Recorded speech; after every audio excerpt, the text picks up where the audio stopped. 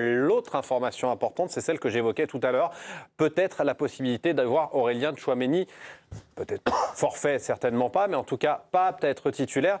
Vous avez la déclaration de Didier Deschamps qui était en conférence de presse il y a quelques secondes. Oui, en effet, une déclaration qu'on voulait absolument vous livrer maintenant. Aurélien Tchouaméni n'est pas guéri à 100%. Son dernier match remonte à 15 jours, mais ce n'est pas rédhibitoire. Contre le Maroc, le risque de l'utiliser était trop élevé. Il est mieux aujourd'hui. Siani, messieurs, on s'attendait, on avait pressenti, les informations qui nous arrivaient des États-Unis nous disaient ce sera Tchouaméni, Rabiot. Cette déclaration lève un doute. Ça met un doute. Moi, je pense que... Alors, après, je ne sais pas ce que Deschamps a prévu, mais moi, je continuerai avec Manu Koné. Il fait un très bon tournoi depuis le début. Il a montré qu'il pouvait être fiable.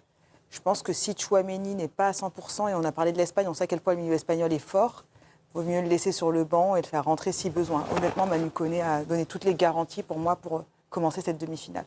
Ouais, surtout si il fait cette déclaration-là veille de match. Ça paraît quand même assez douteux que le lendemain, il le titularise. Sauf si c'est du bluff. Non, je ne crois pas une seule seconde que ce soit du bluff. Sauf si c'est 99%. Il n'est pas à 100%, mais il est à 90%. Justement, on parlait de la communication. On parlait de la communication de Deschamps. Ouais. De ce point de vue-là, sur les joueurs qui ne sont pas à 100%, il ne prend jamais de risques. Et je ne suis pas persuadé qu'il y en ait à prendre. Donc, comme disait Céline, de toute manière, vu les matchs qu'a fait Koné, voilà, si jamais il le titularise, qu'il se blesse en début de match, etc., c'est forcément un problème. Mais il aura toujours Koné qui pourra rentrer. Oui, mais moi, tu as perdu une cartouche. Dans ce match-là, je trouve, s'il est apte, je trouve que Tchouaméni est plus adapté, parce que les Espagnols ont cette capacité à jouer dans le dos, et Olmo est toujours dans le dos des milieux de terrain. Et comme Tchouaméni joue plus bas, il va boucher un petit peu plus cet espace. Koné va chercher haut. Et contre les Espagnols, s'il est pris et qu'il laisse l'espace là au milieu, ça peut être un peu gênant. Après, la question qu'on peut se poser, c'est est-ce qu'il ne faut pas aller chercher Rodri haut, justement ? Est-ce que dans ce registre-là, Koné n'est pas le meilleur ? Tiens, je regardais ces chiffres qui nous sont proposés. Du côté des duels remportés, des ballons récupérés, avantage quand même à Aurélien Tchouaméni. Après, moi, je suis difficilement objectif, parce que depuis le début de la compète, parmi les 5 étalons au milieu qu'ont composé l'écurie de Didier Deschamps, j'ai toujours trouvé que Manu Koné était quand même le poney le plus complet, on va dire. Mais je trouve que l'argument de Raymond est extrêmement pertinent, mais complètement réversible à l'Espagne. Faut pas... Les stats sont là, l'Espagne n'a pris qu'un but, et l'Espagne nous paraît totalement hermétique. Or, dans la construction du jeu, c'est vraiment pas le cas. Et l'Espagne, sur tous ses matchs, souffre, parfois pas sanctionnée, peut-être par manque de talent en face, ou alors c'est tellement énergivore de jouer cette Espagne, parce que tu n'as jamais le ballon, que peut-être par manque de lucidité aussi. Mais dans le dos du milieu espagnol, il y a vraiment un écart de fou entre les lignes avec la défense. Et à ce titre-là, entre un Tchouaméni pas à 100% et un Koné qui, dès qu'il a pu goûter 2 brins d'herbe de gazon, a été vraiment très fort et impressionnant physiquement, je pense que Koné peut leur faire très mal pour être le mec qui va venir apporter à la transition française, parce que je pense que sur une grosse partie du match, le projet sera quand même de les tuer rapidement en transition. Giovanni Castaldi est avec nous en direct depuis les États-Unis, où il suit au plus près cette équipe de France. Bonsoir Giovanni, merci de vous être connecté aussi rapidement, de nous avoir fait parvenir d'abord cette information sur le cas Aurélien Tchouaméni. Qu'est-ce qu'il a transpiré de cette conférence de presse ? Avec, dans un premier temps, Giovanni, si vous le voulez bien, un focus sur ce milieu de terrain et sur la possibilité de voir peut-être plutôt Koné aux dépens de Tchouaméni au regard de ce qu'a déclaré le sélectionneur de l'équipe de France, Didier Deschamps. Non, là, bonjour Timothée, pardon, excusez-moi, c'est important la politesse. Non, sur l'argument de il dit qu'il n'est pas à 100%, William Saliba, il n'est pas du tout à 100% depuis le début de la compétition et il est titulaire indiscutable. Il y a des semaines où il fait qu'une séance collective et il débute les matchs. Le plus important dans ce qu'a déclaré Didier Deschamps, c'est pas ce contre-feu allumé sur il n'est pas à 100%, c'est la coupure, elle est pas si grande. Il était avec nous sur le match précédent, j'ai pas voulu prendre de risques, c'était différent. Voilà, si demain, lorsque Aurélien Tchouaméni se réveille pareil, comme c'est sur les derniers jours, que tous les voyants sont au vert.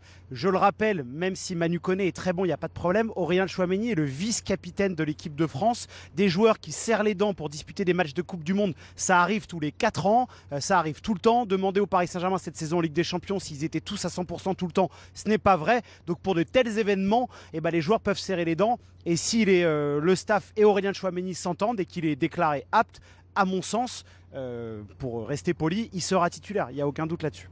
Très poli de dire qu'il sera titulaire. Giovanni, simplement un mot, vous avez assisté également à un quart d'heure d'entraînement. Comment était Aurélien Tchouaméni pendant ce quart d'heure-là? Est-ce qu'il a semblé avoir la moindre gêne, au moins extérieure?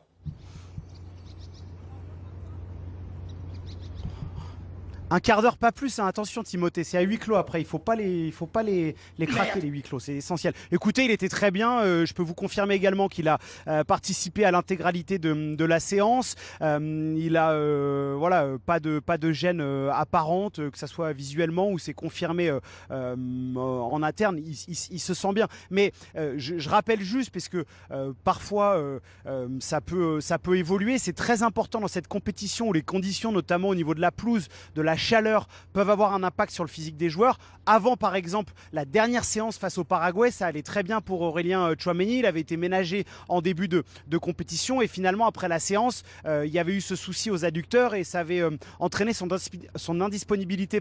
Donc c'est très important aussi d'avoir les ressentis des joueurs le jour de match. Merci Giovanni. Vous restez avec nous pour la suite de ce débat. Nico, on ne vous a pas entendu. Giovanni. Oui, c'est Giovanni, oui. On ne vous a pas entendu sur le sujet. J'ai dit autre chose, non? Je crois pas. Non. Alors, vous avez juste cherché le prénom pendant 8 mois, mais c'est pas Il y en a plein des Castaldi, donc il a pas planté. Voilà. Nico, Le meilleur, c'est quand même Giovanni. Justement, nous, on était plutôt partis sur l'idée, tiens, il nous dit qu'il n'est pas à 100%, c'est qu'il ne va pas jouer parce que Deschamps est comme ça. Giovanni nous dit, c'est pas parce qu'il n'est pas à 100% qu'il ne va pas jouer. Mais moi, j'aime bien la lecture de Giovanni. C'est-à-dire, effectivement, c'est tous les 4 ans, il y a un phénomène de rareté, il y a des efforts qui ont été faits. Saliba est un super exemple de ça. Et c'est vrai que moi, en lisant la déclate des Deschamps, ok, il n'est pas à 100%, mais le fait qu'ils disent, derrière, il a tenu direct en disant, oui, mais on n'a pas pris de risque contre le Maroc, mais il laisse quand même sous-entendre que il pourrait être là face à l'Espagne. Et moi, en réalité, on en revient quand même toujours à un truc, c'est, moi, je ne serais pas étonné de le voir débuter.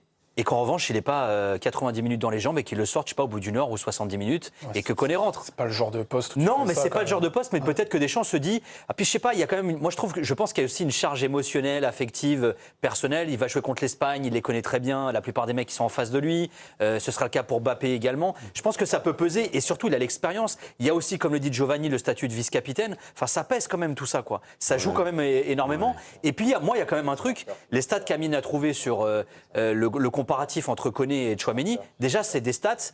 Et ce que tu disais, Raymond, moi, sur la lecture, la façon dont joue l'Espagne, dont Olmo se positionne, etc., j'y crois aussi. Et je crois aussi à un truc, c'est que il y a un moment, il va falloir que tu aies un mec qui arrive à stabiliser le milieu de terrain de l'équipe de France. L'Espagne va avoir le ballon et Tchouaméni, ça, il sait faire. C'est-à-dire qu'il faut que tu aies un mec à un moment qui garde la balle. Koné, c'est plus un joueur box-to-box, c'est un joueur de percussion, etc. Et je pense que Deschamps veut s'appuyer là-dessus aussi. Ouais, Rabiot, c'est un mec qui est bon dans le... C'est défendre aussi quand même, Koné. Moi, je trouve que le parallèle qui est fait avec Saliba, je ne le suis pas trop parce que la charnière Saliba ou Upamecano, c'est 1 ou 2 crans au-dessus des remplaçants. Il y a véritablement un écart monumental entre Saliba. La différence, c'est que Koné n'est pas loin. Ouais. Et voilà, et c'est que là, au milieu de terrain, on a vu sur les matchs, pas en termes de statut, pas il y a longtemps, sur les matchs qu'on vient de voir de l'équipe de France, le fait que Koné, moi je rejoins complètement Félix et Siani là-dessus, je trouve qu'il fait vraiment la maille complètement, même, je veux dire, en ce moment, je préfère voir Koné que Tchouaméni, même si avec un Tchouaméni à 100%. Après, je suis d'accord avec Giovanni que Deschamps est un conservateur de ce point de vue-là, mais quand même, qu'il en parle de manière aussi claire pendant la conférence de presse. Je fais confiance à Giovanni, mais on verra quand même. Giovanni, justement, vous qui connaissez votre Didier Deschamps par cœur, est-ce que c'est un coach qui peut avoir cette approche dont beaucoup de coachs parlent depuis qu'on est passé à 5 remplaçants, c'est-à-dire avoir un titulaire, potentiellement Tchouaméni, et un finisher qui pourrait être Koné?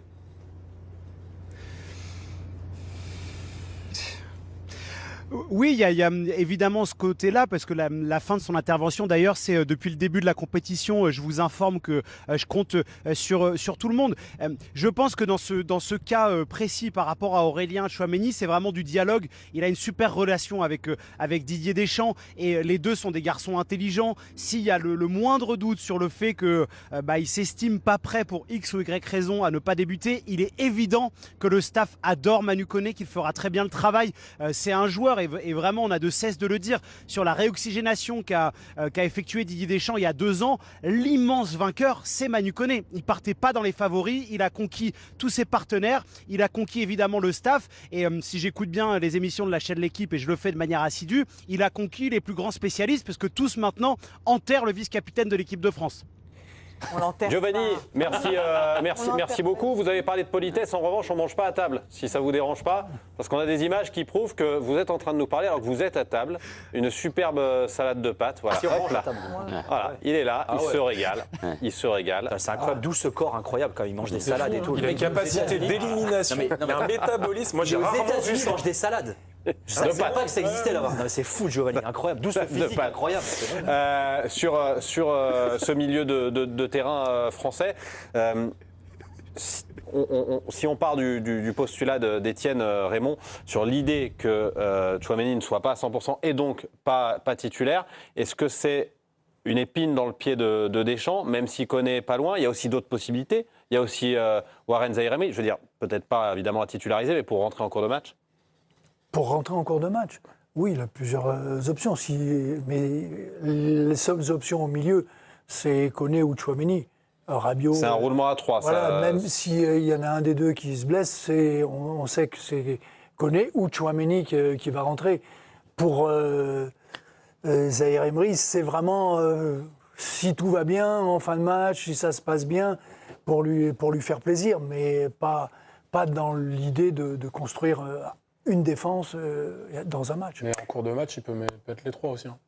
Parce que l'Espagne peut tenter un truc en étant à 3 au milieu aussi. On disait le truc, il y a le match Pedri-Fabian.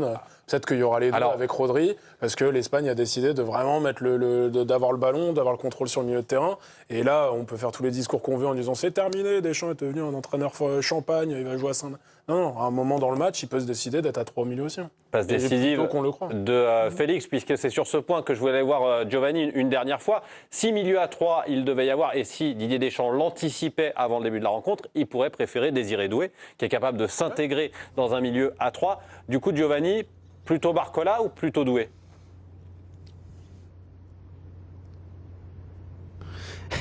Là, il y a vraiment une incertitude qui est beaucoup plus grande que sur le match entre Aurélien et Manu Koné, là où Aurélien Tchouaméni tient la corde. Là, c'est du 50-50, très honnêtement, entre Désiré Doué et Bradley Barcola. De manière tout à fait transparente, le staff aime beaucoup cette concurrence-là, qui se passe bien, qui tire les deux joueurs vers le haut. Le temps de jeu est partagé là aussi. Et là, en conférence de presse, j'ai trouvé la réponse du sélectionneur plutôt intéressante parce que finalement, chose que je ne croyais pas et je me suis planté royalement, je fais mes excuses à la France entière, il a quand même eu le choix de Désiré Doué par rapport aux qualités d'Achraf Hakimi, ce que je n'avais pas eu comme écho, mais il l'a fait pour ça, il l'a redit d'ailleurs en conférence de presse là. Et par rapport à ce qu'ils imaginent sur le match face à l'Espagne, voilà, est-ce qu'ils vont estimer qu'ils pensent ne pas avoir le ballon, donc ça va favoriser la transition, donc plutôt Barcola? Il y a une vraie réflexion qui est menée et à l'heure où je vous parle, c'est un choix qui n'est pas acté. Merci beaucoup Giovanni pour toutes ces informations post-conférence de presse et bon appétit, effectivement. Tiens, je vous demande pas d'argumenter, on va juste faire un tour de table. Heureusement, parce que... Barcola ou Doué? Vous êtes sélectionneur demain, Barcola ou Doué? C'est souvent le débat, il ne faut pas argumenter, Non. mais c'est souvent le débat que j'ai, c'est dire, on n'a pas les informations sur l'Espagne. Et on alors a toutes les informations, parce que c'est aussi dépendant de ce qui va se passer en face, de ce qui peut mettre... Lui, normalement non plus, il n'a pas les informations sur l'Espagne, il n'a pas la compo de... Il va devoir choisir. C'est ce que je vous demande de faire. Ouais.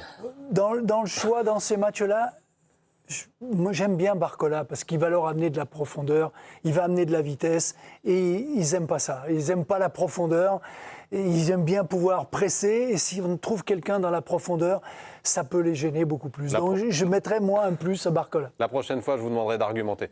Tiani. Barcola aussi, parce que je trouve que les latéraux espagnols sont très offensifs et ça peut les gêner aussi d'avoir Barcola dans le dos. Ouais. Félix. Doué, ça va être un combat de bloc équipe. Doué défend mieux.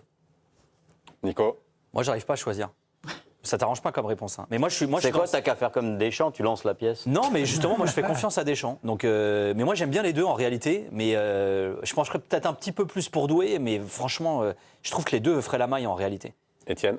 Doué aussi sur la dynamique de la compétition. Là, je trouve qu'il a très très bien défendu. Je pense que physiquement, il a un coffre. Il est capable, je suis d'accord avec Félix, de venir aussi s'intégrer au milieu pour lutter pour la récupération du ballon et la conservation. Donc, mais franchement, ça se joue à rien. Ce sera C'est vraisemblablement. un match où tu peux perdre pied. Hein. C'est un match où tu peux, pendant 30 minutes, ne plus... Ouais, merci. Jérémy, on t'embrasse. C'est un match où tu peux, pendant 30 minutes, avoir une espèce de déconnexion parce que l'Espagne te marche dessus. Donc, dans cette équation-là, tu te dis qu'avoir un Désiré Doué, il va t'apporter aussi dans le combat, dans le fait dans la résilience, tu vois, et se projeter très rapidement. Là où Barcola, il peut disparaître du match.